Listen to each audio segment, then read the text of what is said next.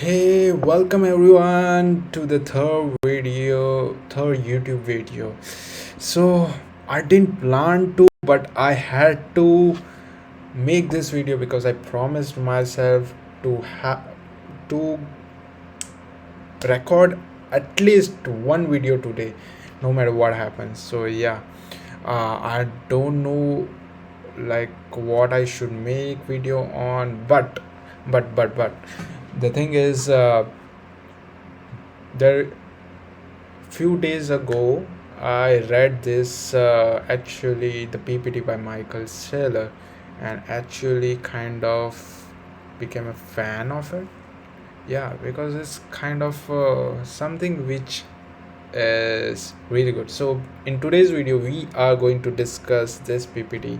I will give my raw thoughts on what actually meant, whether it's logical or let's see. Yeah, okay. So Microsoft Bitcoin strategy by Michael Saylor. Okay, I'm going to the next page. So it says about the personal computing, graphical user interface, internet, mobile computing, cloud computing, artificial and digital capital. Okay, the Microsoft can't afford to miss the next technology wave. Okay, so currently the Microsoft market cap is 3.1 trillion, while Bitcoin is 1.935 trillion.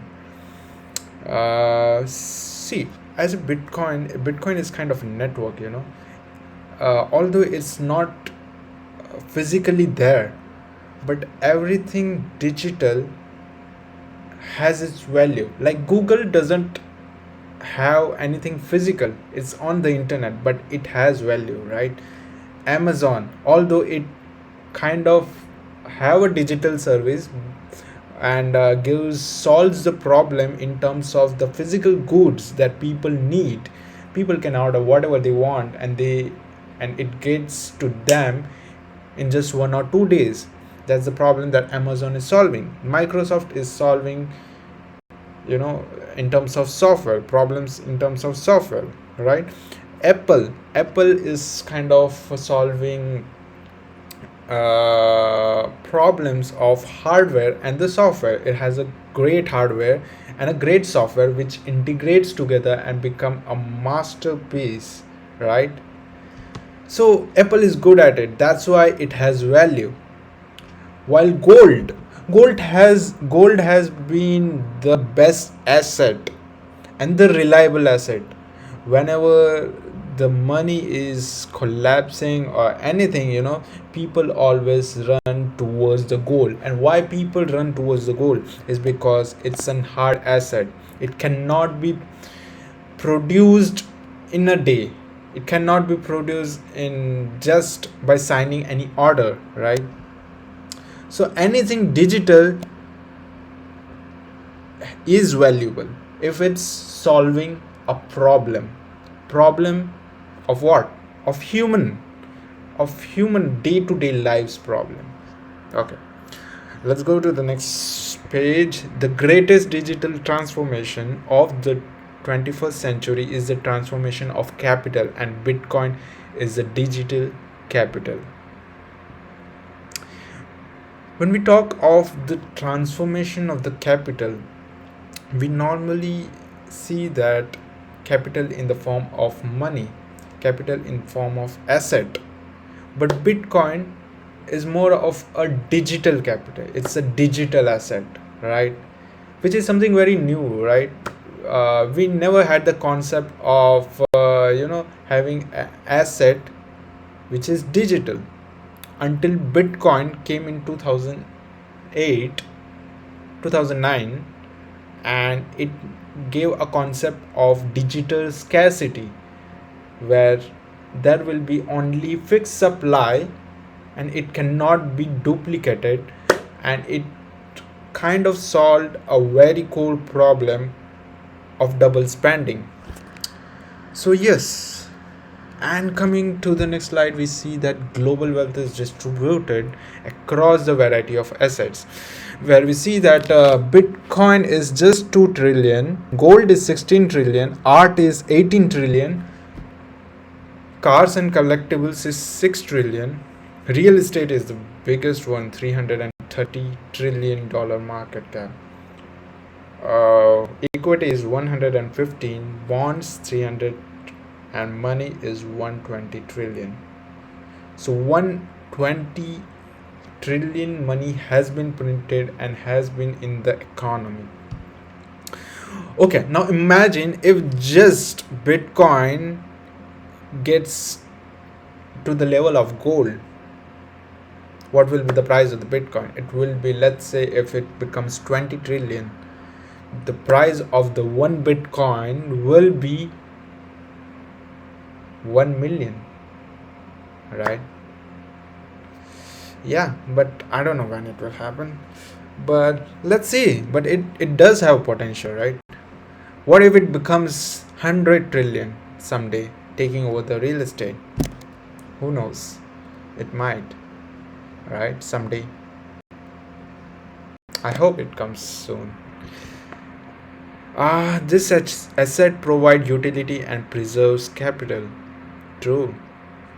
450 trillion in asset held, long term capital. Okay. Risk factors destroy 10 trillion in capital per year. Regulation, taxation, competition, general tax, property tax.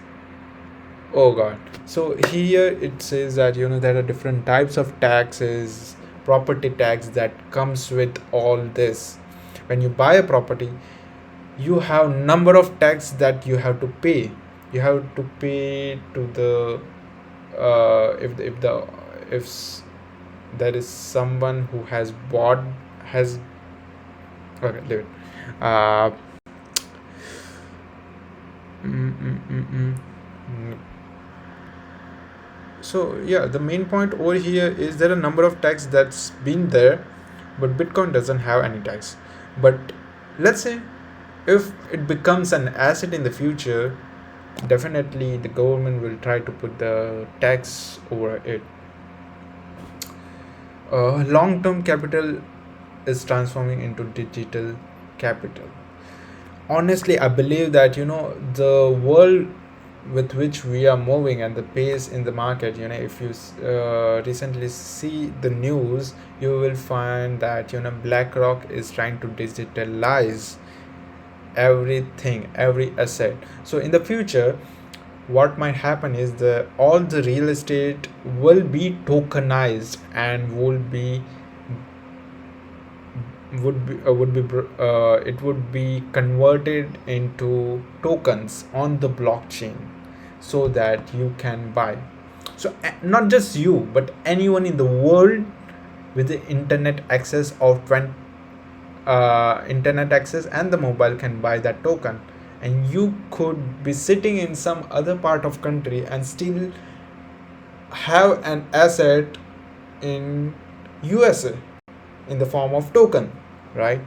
So it's kind of liquidate market which is running on 24/7, and the global market, it's open to the global market where anyone can buy stuff, right? Anyone can buy a home in the California just by the tokens. You just need to have that tokens, right? Digital capital in economy and technical superiority. So yeah, as I said, since Bitcoin has no tax, no traffic, no tenants, no trouble, no mayor, no weather, no corrosion, it's 24/7 working with nobody can hack it. And the thing is, it's not as heavy as gold,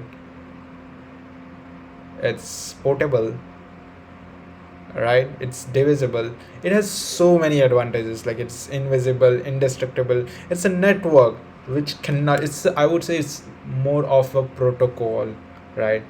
And that protocol, it's kind of foundation of finance. It has laid a foundation of finance, and things can build on top of it. It's simple. It's not the the thing is, the modern finance is very complex, where there are many different layers on how the money is produced, the fiat currency, right? While the Bitcoin has the simple concept, it is just 21 million, nothing else, and a simple code that can be seen by everyone in the world, and it's open sourced. Okay, going to the next slide. Oh, we see that Bitcoin is revolutionary. When we see that there is it's the capital is kind of like the consumption here over here is defined as consumption assets. Then comes the traditional capital assets, and there is this digital capital, right? So when we see the consumption assets, we see the car, we see there is yacht, which is more like a liability. It consumes your money, right? When car is broken, you got to take it to the garage and get it repaired. It's a liability. It's not an asset, I would say. It's a liability. While there are traditional capital assets like painting, gold, those can be considered in an asset. Those are traditional assets. They do generate revenue. When you buy a house, you rent it. You give a rent. It does produce certain amount of capital for you, right? Then there is this digital asset, which can stay with you for as long as 100 years, because it's a protocol. As I said, it will be valid even after the 100 years, maybe. But the traditional finance like painting, uh, the house, we don't know whether they will stay for 100 years. It's like, what if, let me give you an example. Let's say you buy a house in California today, and tomorrow the government comes and tells that no, give me this land does not belong to you anymore, because we are going to have a government project over here and we are taking your land from you. What do you do? You can't do nothing. They can do anything with your land. It's, after all, it's ultimately you are living in a country, and government is the real owner of that. you know you are kind of just taking that on a lease, which you have to give in some years. So yeah, so it's about the Bitcoin growth. Hash rate, this is much more in detail about the how much power it takes to generate to mine the bitcoins, right? So there are 400 million Bitcoin holders, there are 622 million crypto users, and 850 billion has been invested. So Microsoft should powered by digital capital. Bitcoin is the highest performing uncorrelated asset that corporation can hold on. Is true. That's true. I completely agree. I mean, it's the only asset that cannot be inflated. If you see technically, assets like gold, we don't know the fixed supply of the gold. Assets like stocks, if you consider it as an asset, stocks, those can also be inflated, right? They can be split into 1 is to 2, 1 is to 3, 1 is to 10, and it can be, the overall market share can be increased. But for the Bitcoin, it's as clear as it should be. 21 million, nothing can be inflated, nothing can be changed. It's just encoded in the C++ code, open source code, and yeah, it can't be changed. So that's the real advantage of the Bitcoin. I would say.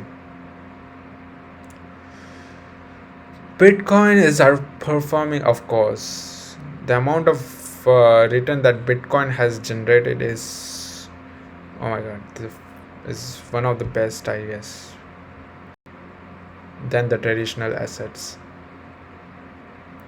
So it's all about the performance of the digital capital, about how the Microsoft can implement the Bitcoin strategy in their balance sheet, while MicroStrategy has already started, like implementing. They already been buying a lot of Bitcoin. That goes without saying, like they have kind of found the unlimited glitch, which we would maybe talk in a later video. In 2024, Bitcoin has emerged as a institution asset and is now vital alternative to bond for public corporation. Okay, so here are the top public entities that are holding Bitcoin, where we see that ETFs, countries, private companies, miners, and mining companies. Oh, damn! So like the past 2 years, the ETF, the companies have invested in the Bitcoin like hell, like the BlackRock, Vanguard. The wave of political support for Bitcoin is surging. Donald Trump, JD Vance, those are all in support. The Elon Musk, they are totally based on some. They are. I still feel that most of the billionaires are collecting Bitcoin behind the doors. Whenever there is this major crash, Bitcoin billionaires are kind of collecting very aggressively behind the door. They don't let you know until they have finished enough collection. Yeah. So I see that there will be a major spike in the upcoming days because of the supply shock in the market. US has already announced its strategic Bitcoin reserve. That's true. Oops, what's going on? I just pressed back. Oh, sorry. Where were we?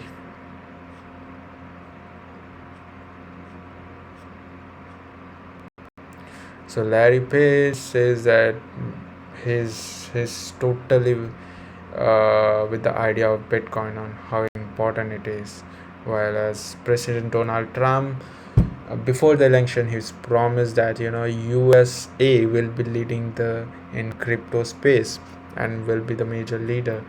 So he is a great supporter of Bitcoin. Oh, I don't know what's this glitch. Oh, this is so irritating. I don't know why. Another thing is that the USA has lot of Bitcoin. I mean, it has kind of taken the Bitcoin from the black market and the Silk Road. It has collected and it has not sold till now. You're right. So it does, and I think so. They are soon going to make. I don't know what they will do, but something big is coming. Some big moves. So Microsoft has to make choice whether they will include Bitcoin into their balance sheet. We don't know how convincing it was for the Microsoft after this PPT. What if you could buy $100 billion growing at 60% per year at 1x revenue? What if this company was more profited than your own? Oh, come on, that's so thought provoking. I mean, like, come on.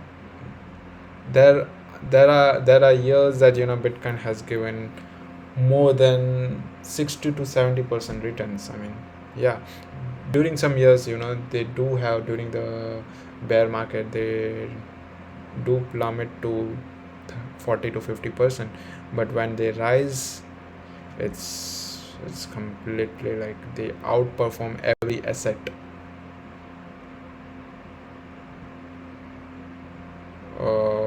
Bitcoin model is open source, everyone can audit that. Then there is Microsoft business assumptions, treasury to Bitcoin, cash flow division. Okay, so Microsoft share price increase from Bitcoin strategy. Yeah, so if they kind of include, the company like Microsoft includes the Bitcoin in the balance sheet, definitely the since the price of the Bitcoin will rise, it will automatically increase the price of the shares, and when Microsoft's shares increase, it eventually increase the market cap of the Microsoft. So it's kind of correlated. Bitcoin decreases, Microsoft enterprise value at risk. Definitely Bitcoin is kind of very low risk, I would say, investment. Do the right thing for your customers, employ, adopt Bitcoin. True, true. I'm very impressed by this presentations, and moreover, Sailor is one of the guy who has been always the visionary. If you know, then the Sailor was also the guy who invested and early in the Apple. He was the early investor of Apple and Uber, I think so. Even Uber as well.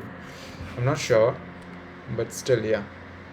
So he's a great visionary, and I really like the thoughts that he put behind making this PPT. I think so, yeah, he's doing great work. I mean, he is kind of the person who is taking his kind of marketer, of the Bitcoin. Not in a bad way, but he's marketing Bitcoin because it's the one of the, even I believe him, and even I believe the Bitcoin. I mean, it's one of the assets that people should learn about. If not even buy, then just learn about it.